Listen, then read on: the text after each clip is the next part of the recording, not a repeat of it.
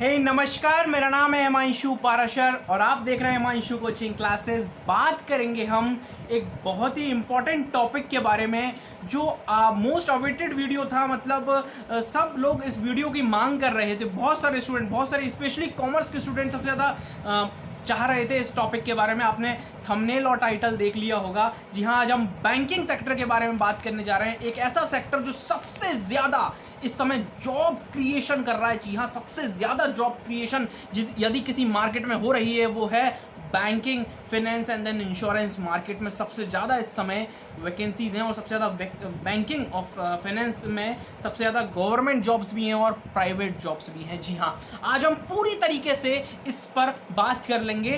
बात करेंगे हम 12th के बाद से कैसे हम करियर बनाएं बैंकिंग इंडस्ट्री में। चलिए स्टार्ट करते हैं। बहुत सारे स्टूडेंट बोल रहे थे कि उनको ना बैंक पीओ का एग्जाम देना है, बैंक क्लर्क का एग्जाम देना है, बैंकिंग में कुछ करना है, गवर्नमेंट बैंक में, गवर्नमेंट सेक्टर बैंक में काम करने का मन है उनका। 12th के बाद ऐसा कौन सा कोर्स करें कि गवर्नमेंट सेक्टर के बैंक में हमारी ग्रेजुएशन के बाद नौकरी लग जाए। तो देखिए, आप यदि ये सोच रहे हैं अपने माइंड में कि यार बस एक बैंकिंग की जॉब मिल जाएगी, लाइफ सेटल हो जाएगी, तो आप बहुत गलत सोच रहे हैं। मैं आपको रियलिटी बताता हूँ, बहुत गलत सोच रहे हैं आप, क्योंकि आप ना 12th में हैं और यदि आप अभी बैंकिंग का ख्याल ला रहे हैं ना अपने माइंड में, तो आप अच्छा सोच रहे हैं। बुरा नहीं कहूँगा, पर आप थोड़ा और कोशिश करिए अच्छा सोचने की। बैंक क्लर्क, बैंक पीओ बनना कोई एम नहीं होता, कोई लक्ष्य नहीं होता, कोई एक से बड़ा एम नहीं होता, है ना। आप 12th में हैं, यदि आप ये फाइनल ईयर में बनाते ग्रेजुएशन के लक्ष्य कि मैं बैंक पीओ बनूंगा, बैंक क्लर्क बनूंगा, तो एक अच्छा डिसीजन कहलाता।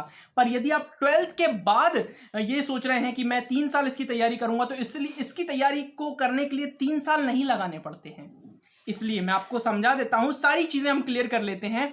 आप टारगेट बनाइए अपना आरबीआई ग्रेड बी। जी हाँ, RBI grade B, NABARD, SEBI grade A officer, grade B officer, इस टाइप की जॉब्स को आप अपना टारगेट बनाइए। आरबीआई क्या होता है? Reserve bank of India. Reserve bank of India होता है, उसका ग्रेड बी का एग्जाम होता है। ग्रेड बी मतलब डायरेक्ट आप मैनेजर रिक्रूट होते हो आरबीआई में। हर 2 साल में एक बार वैकेंसी आती है आरबीआई की। इससे पहले 2018 में 2018 या 19 में आई थी और अभी इस साल भी आई है 2021 में। 160 पोस्ट होती है कुछ मैनेजर की पूरे ऑल ओवर इंडिया में। जी हाँ, और एग्जाम अच्छे लेवल का होता है। इसमें मेंस में कंप्यूटर डिस्क्रिप्टिव रहता है, मतलब कंप्यूटर से हमको टाइपिंग करना पड़ता है। और इसमें आपका अकाउंट्स आता है, बिजनेस आता है, इकोनॉमिक्स आता है, सोशल इश्यूज के बारे में आता है। ये कॉमर्स से रिलेटेड ही सब्जेक्ट्स आते हैं। तो इस पे आपको कमांड करनी चाहिए अच्छे से। जिस इसमें हाँ, इसमें जरूर आपको कम से कम 1 से 1.5 साल 2 साल की तैयारी लगेगी RBI grade B, SEBI exam, NABARD exams में। तो इनकी आप तैयारी करिए। इनकी तैयारी करते करते बैंकिंग एग्जाम आपका क्लियर हो जाएगा डेफिनेटली, क्योंकि सेम सिलेबस है इसका। जी हाँ, समझ रहे हैं आप मेरी बात को। पर यदि आप ये सोच रहे हैं कि 12th के बाद में मेरा सपना है कि मैं बैंक क्लर्क बनूं, तो मैं कहूंगा ये आपका सपना नहीं है, ये आपकी सोसाइटी ने क्रिएट किया हुआ सपना है। मतलब आपकी किसी ने आपका जो बैंक में है उसने बोल दिया कि आप बैंक क्लर्क बन जाओ, तो आपने अपना सपना बना लिया 12th के बाद। नहीं, ये एकदम गलत चीज है। जो सिखा रहा है ना, वो भी आपको कहीं ना कहीं पीछे रख रहा है। नहीं, आपको अपने कैलिबर पे ध्यान रखना है। ये 3 साल फाउंडेशन के हैं, ये 3 साल फाउंडेशन के हैं। बड़े लक्ष्य को पकड़ोगे ना तो कभी भी दिक्कत नहीं होगी। हमेशा बड़े लक्ष्य को साधो, है ना। हमेशा बड़े लक्ष्य पे कंसंट्रेट करो, आपको जरूर सफलता मिलेगी और आप फुल डेडिकेशन के साथ तैयारी करेंगे। यदि आप ये सपना ग्रेजुएशन के बाद देख रहे हैं कि मैं बैंक पीओ, बैंक क्लर्क बनूं, तो आप बहुत सही कर रहे हैं। क्योंकि ग्रेजुएशन के बाद जॉब की सबसे ज्यादा जरूरत होती है हमको, क्योंकि हमारे पास एक तो फैमिली का प्रेशर रहता है और सोसाइटी का प्रेशर रहता है, और हमें कुछ समझ में नहीं आ रहा होता है ग्रेजुएशन के बाद हम क्या करें। यदि हमारे पास लिमिटेड सोर्सेस है और पेंडेमिक सिचुएशन है तो और कुछ समझ में नहीं आ रहा होता है। तो इस समय ये डिसीजन बेस्ट रहेगा आपका। समझ रहे हैं आप मेरी बात को, मैं क्या बोल रहा हूं। और इंटरेस्ट भी आपको होना चाहिए। ये नहीं कि इंटरेस्ट को मैं कहीं दूर लेके जा रहा हूं, नहीं, इंटरेस्ट भी होना चाहिए आपको, है ना। चलिए अब थोड़ी सी बैंकिंग के बारे में बात कर लेते हैं कि कौन सा कोर्स जरूरी है। यदि आपने सोचा है बैंकिंग के लिए, तो मैं आपको भटकाऊंगा नहीं, अब बैंकिंग की ही तैयारी करिए। पर RBI grade B, SEBI, NABARD, अपन खुद को आगे बढ़ाइए, ठीक है। एक इंश्योरेंस का भी सेक्टर होता है जीआईसी, उसमें भी आप ट्राई कर सकते हैं। ठीक है, चलिए मैं आपको बता देता हूं। यदि आप बैंकिंग करना चाहते हैं तो मैं आपको एक एडवाइस दूंगा कि आप बीए से हो, बीएससी से हो, बीकॉम से हो, किसी भी फील्ड से हो, आप बैंकिंग कर सकते हैं, क्योंकि बैंकिंग ने सभी के लिए दरवाजे खोल रखे हैं। वो बस एक एग्जाम लेता है, प्री मेंस, डिस्क्रिप्टिव, जीडी और इंटरव्यू, ये 5 स्टेज होती हैं, इनको पार करना पड़ता है। उसके बाद एग्जाम आपको जॉब मिल जाती है बैंकिंग में। इसमें BA, BSc, CA, CS, BCom वाला कोई भी स्टूडेंट इसमें एंट्री पा सकता है इजीली, ठीक है। पर इसमें थोड़ी सी मेहनत आपको करनी पड़ेगी एग्जाम को क्वालिफाई करने के लिए, ठीक है। चलिए, ये मैंने एक छोटी सी बात बता दी। यदि आप 12th में हैं तो क्या करें? 12th में हैं तो आप कोई भी कोर्स करें, कोई दिक्कत नहीं है बैंकिंग के लिए, यदि आप बैंकिंग करना चाहते हैं तो। हाँ, मैं आपको एक सजेशन दूंगा कि आप एक कंप्यूटर कोर्स जरूर कर लीजिएगा, है ना। कंप्यूटर कोर्स वो आपका डीसीए, पीजीडीसीए हो सकता है, टैली हो सकता है। टैली में आपको कंप्यूटर की नॉलेज मिलती है, पर आप डीसीए या पीजीडीसीए पे मेन फोकस रखिएगा, ठीक है ना। टैली को हम इतना ज़्यादा नहीं मानेंगे, क्योंकि कहीं कहीं कंप्यूटर नॉलेज मांगते हैं बैंकिंग एग्जाम में, कहीं कहीं कंप्यूटर नॉलेज का सर्टिफिकेट मांगते हैं आपसे, कंप्यूटर नॉलेज मांगते हैं। तो यदि आपने टैली किया है तो भी कोई दिक्कत नहीं है, आई होप कि नहीं होगी।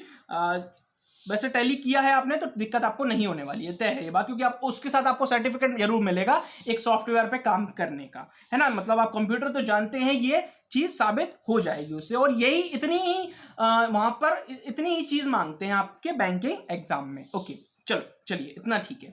अब जैसे कुछ स्टूडेंट बोल रहे थे क्या एमकॉम करना चाहिए बैंकिंग में जाने के लिए? जी नहीं, एमकॉम सिर्फ उसी स्टूडेंट को करना चाहिए जिसको टीचर बनने में या रिसर्च करने में इंटरेस्ट है, सिर्फ उसी को मैं एमकॉम के लिए गाइड करता हूं।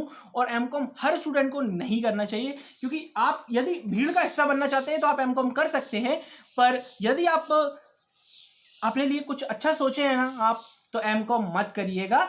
एमकॉम उसी को करना चाहिए जो रिसर्च और टीचर बनना चाहता है। यहां पर मैं एमकॉम के बारे में बुरा नहीं बोल रहा, पर आप एमकॉम से अच्छा कोई और प्रोडक्टिव डिग्री कर लीजिए, आप एमबीए कर लीजिए, तो वो ज्यादा आपको बेनिफिट देगा, है ना।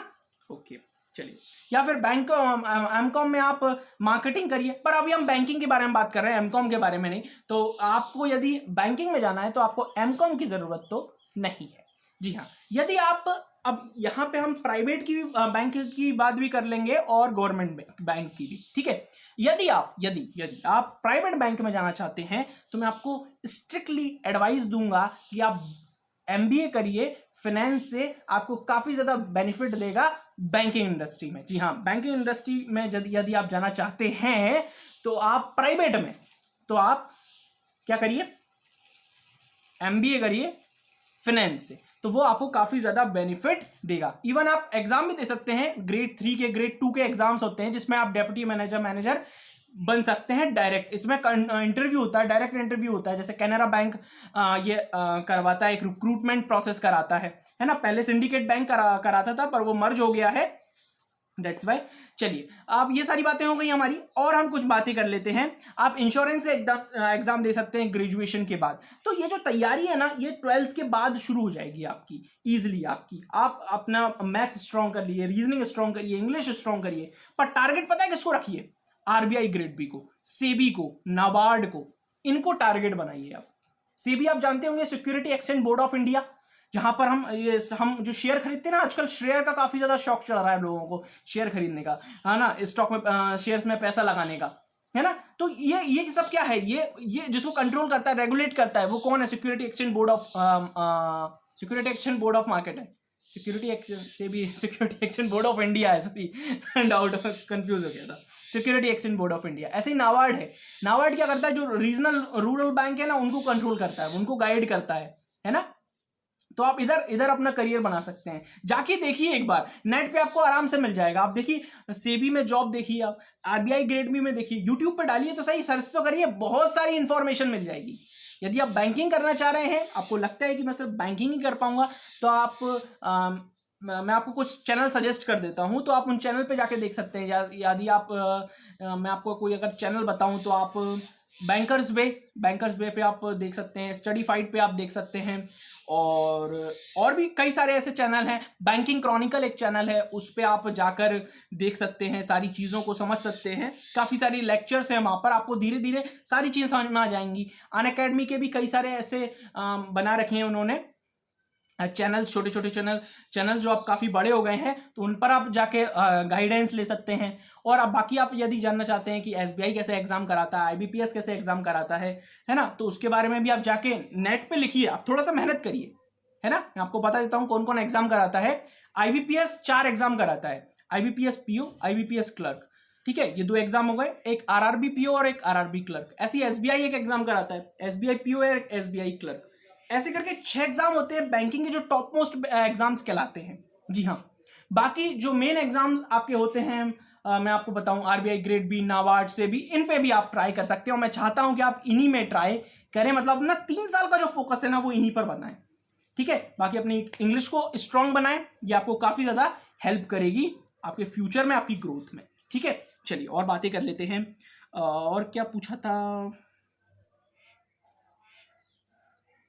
एमबीए करके क्या गवर्नमेंट बैंक में? नहीं नहीं नहीं नहीं नहीं नहीं, सिर्फ एग्जाम निकालना मेन होता है, और उसके लिए ग्रेजुएशन जरूरी है सिर्फ। यदि आपका मेन लक्ष्य ये है कि मेरे को सरकारी बैंक में जॉब लगानी है, तो फिर दिमाग में अपने रख लीजिए कि सिर्फ अगर बीकॉम भी करूंगा, बीए भी करूंगा, बीएससी भी करूंगा, तो एग्जाम निकालना इंपॉर्टेंट है, एग्जाम निकाल के वहां पर पहुंच जाऊंगा। क्लियर है?